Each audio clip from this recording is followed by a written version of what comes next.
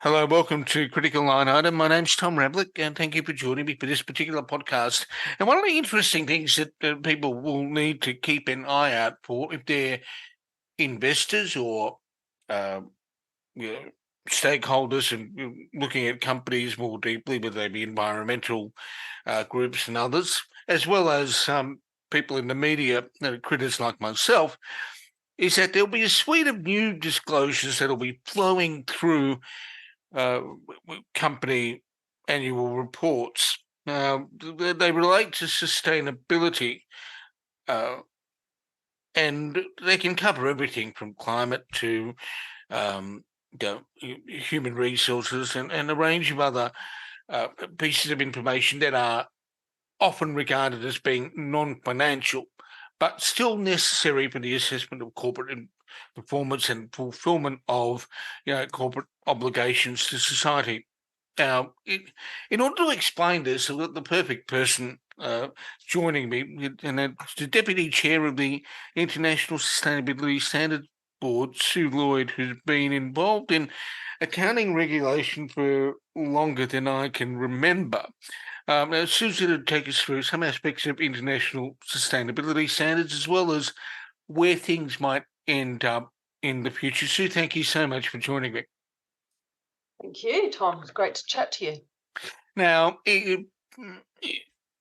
sustainability standards are different to what you have kind of dealt with both here in Australia and internationally in the accounting standards space.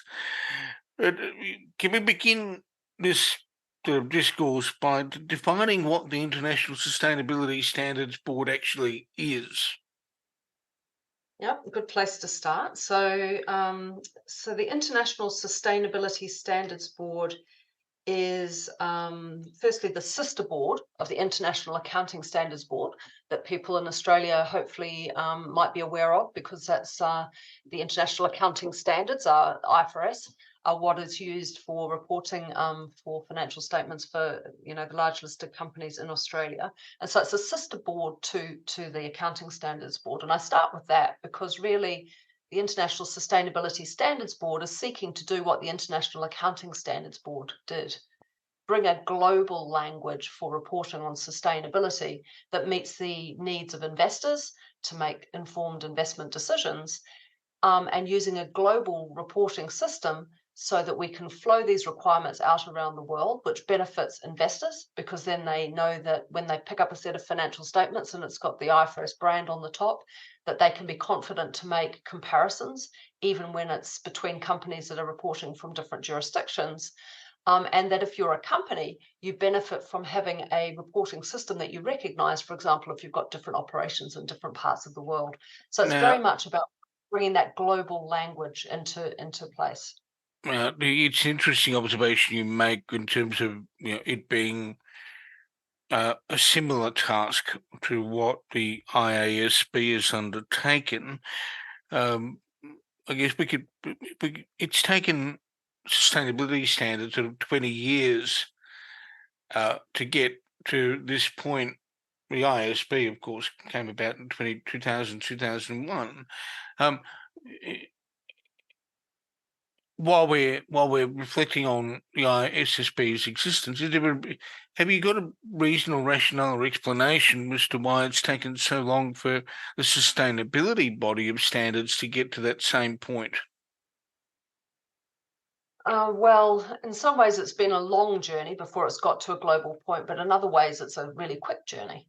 So I think it sort of depends on which perspective you think about, because if you think about accounting standards, we started off with many, many, many years of companies reporting to investors using accounting standards that were very different languages around the world.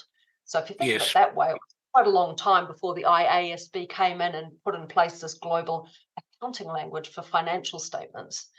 And if I contrast that with what's happened with the International Sustainability Standards Board, you're right. Forms of sustainability reporting have been around for an extended period of time, for example, with the Global Reporting Initiative. But the idea of a set of standards which is particularly crafted to meet the needs of investors is actually a relatively new concept. And the idea that we'd be moving to a regulatory system where there'd be requirements to include within your annual reporting package information about sustainability risks designed to meet investors is actually quite a new idea. So in a way, the establishment of the ISSB has happened very quickly, if you think about that context. And it's happened, I think, quite quickly because we're hoping that by getting going with the International Sustainability Standards Board early on, we can avoid the complexity of many different investor-focused sustainability reporting standards around the world having to be reconciled later on, and really start with the ISSB setting standards early on and then encouraging jurisdictions to start off straight away when they require regulatory reporting on sustainability with climate first, but not only, starting with the ISSB standards. So I'd say it's actually quite quick rather than slow. Well, it is by comparison on reflection, because IFAC established the International Accounting Standards Committee in 1973. And from that point on, people were working on this global set of documents, which had options and other things, and kept their own individual sets of accounting standards. So from about 1973, you had an idea of an international body of GAAP, but it took until 2000, 2001 when 2000 when IOSCO said, we want you guys reporting the same way. Exactly. And that kicked into, that turned the ISB into a reality, right? Exactly. And if I contrast with that journey, which is a fantastic comparison, actually, Tom, we had the IOSCO endorsement of the IFRS, what's become the IFRS accounting standards in about 2000, as you say. Yep. Whereas we've had the ISSB established just at COP26 just a few years ago, and the IOSCO endorsement of the standards happening in July this year. So if you think about it that way, it's actually been a very quick journey. Yeah, and if we can go back to the ISB standards, that the concept of a single set of global accounting standards was publicly discussed at the Sydney IOSCO meeting in 2000. I happened to be there. Oh, really? Okay. Yes, it's a while ago. Now, if due process is an interesting thing. So how with sustainability standards, given their nature and given the fact that you might have a different audience for these disclosures, what's different about the due process that you undertake with them as opposed to the financial reporting standards that people may be more familiar with? Again, I think what's striking is the similarity of due process. And just to focus on that just for a second as background, I think one of the reasons why the IFRS Foundation was chosen as the home for this new international standard setting board for sustainability was because of the very well-established due process that the foundation was known for as a result of the International Accounting Standards Board. So the fact that we have public board meetings, that we don't do anything without putting it out for consultation. We get feedback and we re-deliberate. And we have a due process handbook and a process which is overseen by the trustees of our foundation, is something we've picked up and we've moved across essentially to the International Sustainability Standards Board. We've picked it up and moved it across. So you basically cut and paste it. Essentially, yes, exactly that, Tom, because what a decision was made by the trustees, I think in March last year, 2021, to use the same due process handbook for the ISSB as for the IASB. So wherever you read the word IASB, basically put in ISSB and the same process is there. And so reflecting that, we put our standards, the ones that have turned into IFRS S1 and S2, out for comment last year for the full comment period, 120 days, and was delighted to receive more than 1,400 responses. So the same sort of due process You're right, there's more interested parties. And so what was really interesting to me, having been in standard setting for a very long time now, is that we got a really different group of, we got the traditional companies, we got many investors responding, but we also got lots of people interested in prudential regulation. We've got many sort of NGOs and others. So certainly you can see a breadth of interest, which is different to the pure accounting standard setting, but essentially the same process is used. But we benefit from a whole range of perspectives really adding to our deliberations. Before we get on to the two standards that people are gradually working their way through, getting their head around and trying to understand, if we can touch on part of the process of any board is not just doing stuff, but also setting a forward agenda, setting a work program. It's kind of interesting looking at the ISB's work program and the work programs of any accounting standards that and most people wouldn't even look at that stuff because they find it a little dreary and boring.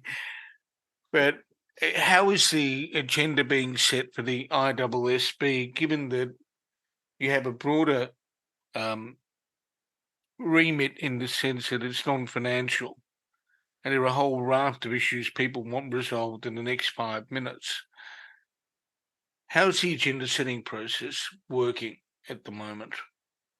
Yeah, so again, we've borrowed what's worked well with the Accounting Standards Board by asking our stakeholders what we should work on next. So we want to be informed by what market participants think is most important for us to do, because obviously we can't do everything at once. So it's really important for us to understand where the information needs are in the market and what people think the highest priorities are. And so we put out an agenda consultation for comment, and that closed on the 1st of September. And again, really interesting to see a huge interest in that, more than 400 responses to that, which is a very, very high level of responses. And really interestingly to me, about 70 of those responses was from users of financial statements, so from the investor community, which is an incredibly high number of investors expressing an interest in what we work on next. So we'll look at the feedback that we received, and we'll deliberate in public meetings what we decide to do, and we hope to publish our work plan for the next 2 years in the first half of 2024. But maybe just to give you a little bit of colour about what we're going to have to think about. Oh, when colour is good. Well, colour's always good. Not too much, but a little bit. One of the really important questions we've asked our stakeholders is how much time should we actually spend not rushing on to the next topic, but making sure that people have got the materials and support they need to get the first two standards up and running, applied well, understood well, and they've got time to digest that, because this is a really new type of reporting for many. And even what we've done in S1 and S2 is a bit of a whoa for many who are reading the standards. So we need to think hard first about how much time do we need to spend as a board helping people with S1 and S2. Then we say, okay, now, given that, how much do we spend on new things? And when we talk about new things, there's 4 things that we asked our stakeholders for specific feedback on. That was 3 sustainability topics, biodiversity, ecosystem services, BEES for short, human capital. So for example, diversity, equity and inclusion, human rights. For example, how are you making sure that people in your supply chain are being treated appropriately, where it might reflect on the value of the company. And then a 4th project, which would be further integrating the reporting between sustainability reporting and the financial statements. And so over the next few months, we'll start deliberating which of those 4 we should be prioritising, and is there more than one we should start working on. Now, we mentioned something in code earlier, which was S1 and S2. Now, there's probably a good chance I know what they are, but somebody listening to this may not understand it. So let's explain what S1 is, shall we? S1, you want me to start with S1? Yes, let's crack the code. So S1 is our very excitingly named general requirements for sustainability related disclosures. And that sets the scene for this reporting. So what it does is sort of sets up the plumbing almost. So it says to companies, we want you to provide information about the sustainability related risks and opportunities that are reasonably expected to affect your future prospects. So your cash flows, your business model, your cost of capital, your access to finance. What things to report on is the first thing that S1 talks about. It then says, we want you to provide this information focused on meeting the needs of investors. And it explains how to think about that. It then goes on to say, and by the way, we want this information to be well connected with the financial statements. So we need to be able to understand how what you're saying over here in your sustainability report correlates with what you've said in your financial statements, and if there's differences, why. And it also goes on to say, and we want this report provided at the same time as the financial statements and in the same reporting package. So it's really setting the scene for the reporting and describing the type of information that should be provided to meet investors' information needs. And yeah. In simple terms, it essentially says you've got the numbers and then you've got this other stuff. We want you to present the numbers and this other stuff together so people have a panoramic view of the entity to the widescreen as opposed to 4:3 ratio. Absolutely. That's a very nice way of summarizing it. And I think that one of the really important things to note is this sets the scene. And then the sort of design of our standards is that if you identify a particular thing that you think you need to provide information about, climate's the poster child, then if we have a specific standard about climate, you would then go to that standard and that tells you the specific disclosures to provide on climate risks. And over time, we'll build out that library. In the interim, we say, okay, we don't have a standard on climate, etc., beyond climate. So look to some other sources of guidance for inspiration. And we have a list of different alternatives to use at the moment until we fill out the library. But what's really important about S1 is it's designed to be used with the climate standard. And that's because when you're reporting on climate, you still need to know, okay, it needs to be investor focused, and how to think about that is in S1. It needs to be provided with the financial statements, and that description is in S1. So it's designed to be working as a package. The two standards are designed to work well together. If we So do you want me to go on to S2 maybe?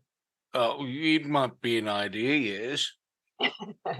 So the second standard that we published, so we published two on the same day, so which is unusual, is our climate standard. And so that sets out when you've used S1 and you've identified climate as something to report on, this tells you the particular disclosures to provide. And what I should say actually about both S1 and S2 is if you're somebody who's familiar with the TCFD requirements, the recommendations, the Task Force for Climate-Related Financial Disclosures, you'll recognize a lot of what's in S1 and S2 because we've basically built S1 and S2 from the TCFD recommendations. So those of you who know the TCFD recommendations will know that that asks for information about climate risks. So the physical risks you might be exposed to because of climate, the risk of wildfire, flooding, etc., the risk of disruptions to your supply chain because of those physical risks, for example. Information about transition risks arising from climate.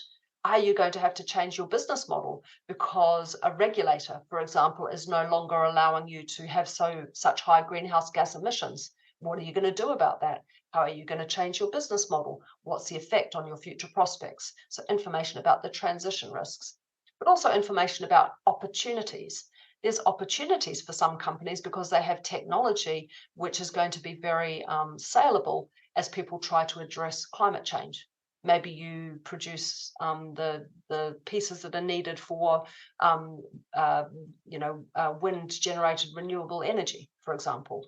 Or maybe you've got a really smart way of transitioning your business that you think is smarter than your competitors. We want information about opportunities as well because investors want to know where's a great place to invest their money. And so S2 is all about climate-related risks and opportunities. If you use S2, you automatically comply with the TCFD recommendations. So that's a way of reducing the complexity of the reporting environment. And the last thing I'll say on S2, if I could, Tom, Yeah, you know me, I can go on all day when you ask me questions about that's all numbering, right. but with S2 and S1, in fact, one of the really particular special things about sustainability reporting, which is, was very new to me when I moved across from the accounting world, is that we ask for industry specific information. And that's a very particular piece of the reporting for the ISSB. And that's because investors need to understand how sustainability risks manifest in a particular industry. So don't have to think for too long. If I'm asking you to explain how climate might affect your business and you're an airline or an oil and gas company or a food company, the things you might need to report on are quite different. And so that's why we ask for industry specific information to facilitate really well informed decision making for But investors. the extractive industries would already be there because they will have been the focus of accounting standards across the globe to begin with. So they're thinking about things that are industry specific will already be more advanced, perhaps, than in other sectors. Would I be correct in saying that? I think you're very right to say that, and actually, S1 Yes. totally reflects. Yeah, you get a gold star, because what we say in S1, we know, there's been lots of companies have tried hard to do good reporting in this space, but there's just been a very fragmented, environment for regulation and standards. But certainly, companies have sought to provide relevant information to investors. And so there is a lot of industry practice that has developed. And S1 says, in the absence of a specific requirement from the ISSB, a valid source of inspiration to meet the requirements of our standards is industry practice where it meets investor information needs. So people can build on their current reporting. They don't have to start, totally from a clean sheet of paper. Um, I'm tempting fate here with the next question, and I may regret it. But one of the challenges in financial reporting, as a general observation, is sort of measurement. And the debates over measurement in financial reporting are vexed, to say the least. When we move to sustainability, I've got a strong suspicion that they can be equally fascinating. What are some of the challenges you're coming across? Yes. I think you're right. I think even more fascinating, if I, which I never thought I'd say, is, a very proud long-term accountant who, has been involved in financial instrument accounting for a long time. So I've certainly dealt with my fair I share remember that. of interesting measurement questions in the past. And so I'm really pleased you actually start with that analogy, because all too often people talk to me as though every number in financial statements is, the truth and there's only one view. And I know that that's not the case, but there can be a bit of that perception. And you're right, there's already lots of estimation in financial statements. So fair value measurement, for example, expected credit losses. There's, numbers that need a lot of estimation, even impairments on, goodwill. There's lots of discussion about that, as everybody knows. But we move over to sustainability, and you're exactly right, Tom, that this is another whole level of complexity when it comes to measurement. But it is important to remember that people have skills to deal with this because they're used to estimation in the financial statements. It's a different type of estimation, but it is still, it's not totally new. I Hmm. think what is different though here is a lot of the disclosures so far on sustainability have tended to be very qualitative, very descriptive. I'm thinking about this, I'm working on that, but not as much quantitative information. And what you find when you get to the sustainability space is the measurement techniques and approaches, they're just much more nascent. So it's a really very early part of the journey for a lot of the measurement that we have in the sustainability space. So I think that's the big difference, Tom. It's developing. A lot of the thinking is developing. That's one thing that's really different. So I think we'll see evolution quite fast, and I think we need to be ready for that evolution and encourage it, not be afraid of it. The other thing that is tricky with sustainability is it's got two particular characteristics that aren't unique to sustainability, but they're certainly very pronounced when we get to sustainability. One is that it's really important to be forward looking. It's really important to think about the future effects and prospects, climate expectations, climate scenarios. I don't have to speak for very long before you realize that's not going to be easy to quantify because there's so much uncertainty. So that's a very particular consideration when we get to measurement and sustainability. It's the need to consider long-term effects and the uncertainty of those effects. So that's one challenging area.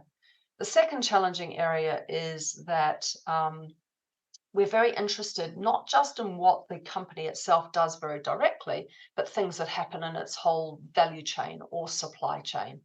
The poster child for this that people talk about is Scope 3, greenhouse gas measurement, where we're asking companies not just to report on the emissions from their own use of machinery, but also to report on emissions from their supply chain, going back potentially to the source of raw materials and the use of their products and the disposal of the products that they produce. And often you're not going to be able to directly measure that. It's going to involve estimation. And a lot of those techniques and processes and controls are still developing and they're new to many people. And so that's a second area I think that is special when it comes to measurement around sustainability. There is another matter that is not necessarily your problem. It belongs to somebody else, but it merits reflection. With all of this quantification in the sustainability space, there's the question of trust. How critical is not just the production of data in accordance with methodologies that people accept, but also the assurance of that data? It's fundamental, Tom, because what this whole, if you step back from all of the detail, what's the point of everything we're doing here? The point of everything we're doing here is that we know that investors really need to understand sustainability risks and opportunities to make informed investment decisions. You can't make investment decisions without understanding how a company is going to be affected by something like climate risk. It's just too pervasive. So they need this information and they need to be confident that they can rely on this information.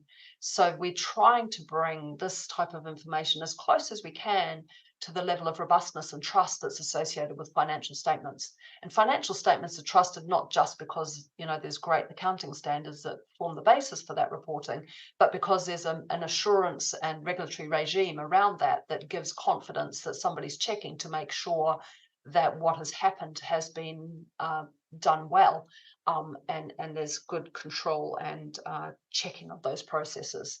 So the assurance of the information that comes from applying our standards is fundamentally important to the trust that we need to build to really achieve our objectives here. We want investors to be comfortable to rely on the information used when our standards are applied. And so it's a really, really, really important issue. Not something we control, because decisions about what assurance standards are applied and to who and the pace at which it's introduced and whether it's limited assurance, reasonable assurance, any assurance at all, is a decision made by jurisdictions rather than the IFRS Foundation, but something we're super interested in because it's going to be at the heart of the credibility of the information that gets produced. And I think it would be unfortunate if companies were to put so much time and effort into applying our standards and then investors don't feel confident to use the information. So we're super interested in the decisions made about assurance by jurisdictions, and we're super interested in the work that the IAASB, another acronym, the International Auditing Assurance Standards Board, and the International Ethics Standards Board, IASBA, are doing at the moment to try to make sure that their standards are ready and fit for purpose to enable a good assurance of this new type of information that we're bringing into the market for investors. There's another, if I may be uncharacteristically difficult, there is another element to all of this, isn't there? Because we mentioned the development of the standards, requirements for disclosure, requirements for measurement, the assurance of them. But none of that works adequately, does it, if there's no enforcement of these things? Are you able, what in the financial reporting framework, how important is the role of the regulator? I think there's two really other critical pieces of the jigsaw puzzle. One is regulation to actually introduce our standards. So at the moment, I'm sitting here telling you about how wonderful the global baseline is that we've developed using S1 and S2 that's going to bring comparable information around the world. The next step we need is jurisdictions to actually use our global baseline. So we need the adoption into regulation to require companies to use our standards to make sure the information actually flows. So we need that. That's really critically important.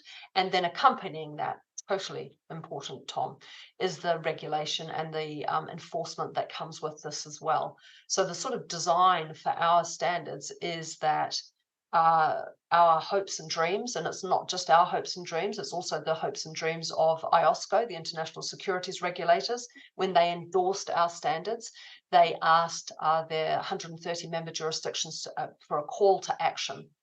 Act to bring these standards into your national regulation. And that's designed to come in with the securities regulators as part of that jigsaw, who are then involved in the enforcement, as you rightly say, so that we can have the confidence of the assurance of the standards and then the confidence that there's enforcement as well. And that's the sort of icing on the cake, if you like, in terms of the robustness of the system. So you're right, that's a really, really, really fundamental part of the conversation.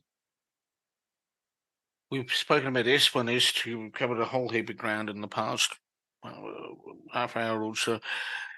Is your meeting critical?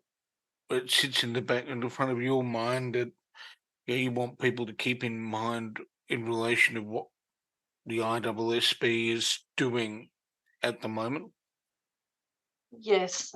The thing that I'm really encouraging people to talk about when have the opportunity to engage, so thank you for taking the time to give me that opportunity, is really sort of echoing IOSCO's call to action. We've done, I think, a good job of listening to the market, doing what was asked of us, which was getting S1 and S2 out on high quality on a timely basis to create the possibility of a global baseline, to enable good information to flow to investors in a way that comparisons can be made around the world.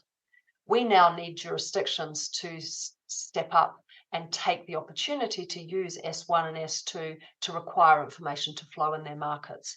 And so if you're listening to this and you think, well, that sounds like a good idea for investors and companies, being involved in the discussion to really encourage the fact that it is our standards that are used in markets around the world, and that we take the opportunity to use these standards without further adjustment and jurisdictional tinkering, that would introduce regulatory fragmentation of the ecosystem, which is really contrary to the design of the ISSB, is really something I'm asking people to really get behind and think, okay, it might be nice to make changes that are jurisdiction specific, and it's always a nice feeling to think that, okay, we might like this here more or less. But really encouraging people to think, okay, from an accounting perspective, we really benefited from having the IFRS accounting standards applied consistently around the world. Let's grab that opportunity to do the same here. And let's also grab the opportunity to get really involved in building the global baseline. There's changes, people are always worried about, sort of ceding authority almost to the IFRS Foundation and not having control at a jurisdictional level. There's things in S2, in particular on the measurement of greenhouse gas emissions, that were included because of Australia, because of feedback we had from Australia about the fact that the GHG protocol is sometimes not the measurement system used for emissions measurement in Australia, and it would be very burdensome to require it to be used. We created an exception in S2 because of that feedback from Australia and one or two other jurisdictions. So there's a real ability to influence what goes into the global baseline, and that's the ideal way to really engage in our work rather than, and then building upon our due process and using our standards. So your final message is essentially, the